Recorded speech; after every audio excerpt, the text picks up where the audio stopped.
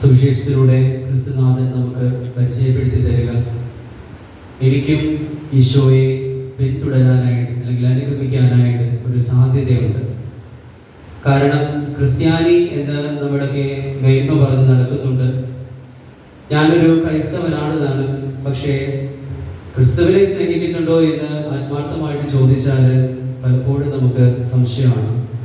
എന്നോട് ചോദിച്ചാലും പലപ്പോഴും എനിക്ക് അതിൽ ഉത്തരം വേണ്ടി പോകാറുണ്ട്. ഞാൻ ക്രിസ്തുവിനെ സ്നേഹിക്കുന്നവനാണ് എന്ന് ഹൃദയത്തിന് തൊട്ട് നമുക്ക് പറയാൻ സാധിക്കുന്നുണ്ടെങ്കിൽ അവൻ്റെ വചനങ്ങൾ നമ്മൾ പാലിക്കും, അവനോട് കൂടെ ചേർന്ന് നിൽക്കും,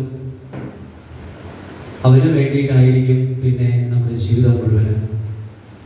ഞാനിന്ന് നിങ്ങളോട് ചോദിക്കുകയാണ്, നിങ്ങൾ എപ്പോഴെങ്കിലും നിങ്ങളുടെ ഹൃദയത്തിൽ തൊട്ട് ചോദിച്ചിട്ടുണ്ടോ ഞാനൊരു യഥാർത്ഥ ക്രിസ്ത്യാനിയാണോ എന്ന്? ഞാനൊരു യഥാർത്ഥ ക്രിസ്ത്യാനിയാണോ എന്ന് നിങ്ങൾ എപ്പോഴെങ്കിലുമൊക്കെ ഒന്ന് ചങ്കിൽ തൊട്ട് ചോദിച്ചിട്ടുണ്ടോ? ഒന്ന് നമ്മൾ ചോദിക്കേണ്ട സമയമാണ്. ഈശോയ്ക്ക് വേണ്ടി ഞാൻ ദിവ്യബലി കൂടുന്നുണ്ട്, ഉദാശകൾ സ്വീകരിക്കുന്നുണ്ട്, അവിടെയെല്ലാം ഈശോയെ ഞാൻ മറ്റുള്ളവർക്ക് കാണിച്ചു കൊടുക്കുന്നുണ്ട്, എൻ്റെ ജീവിതം വഴി ഞാൻ ഈശോയെ മഹത്വപ്പെടുത്തുന്നുണ്ട്. പക്ഷേ എൻ്റെ ഹൃദയത്തിൽ എൻ്റെ ഈശോയ്ക്കുള്ള സ്ഥാനം എന്താണ്?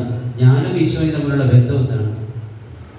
ഉദാഹരണമായിട്ട് ഈശോയ്ക്ക് എങ്ങനെയായിരുന്നു പിതാവായ ദൈവത്തോടുണ്ടായ സ്നേഹം? നമുക്കറിയാം, അവൻ വിജന സ്ഥലങ്ങളിലേക്ക് പോവുകയും പിതാവുമായിട്ട് ഗാഠബന്ധത്തിലായിരുന്നുകൊണ്ട് സംസാരിക്കുകയും ചെയ്തതായിട്ട് വിശുദ്ധ ഗ്രന്ഥത്തിൽ പലയിടങ്ങളിൽ നമ്മൾ വായിച്ചു കേൾക്കുന്നുണ്ട്. ഈശോ നമ്മളെ പഠിപ്പിച്ച പ്രാർത്ഥന സ്വർഗ്ഗസ്ഥനായ ഞങ്ങളുടെ പിതാവേ എന്ന പ്രാർത്ഥനയാണ്. അതിനപ്പുറത്തേക്ക് ക്രിസ്തു ഒരു പ്രാർത്ഥന ദൈവവുമായിട്ടുണ്ടായിരുന്നു. അത് വളരെയധികം അതിരാവിലെ എഴുന്നേറ്റ്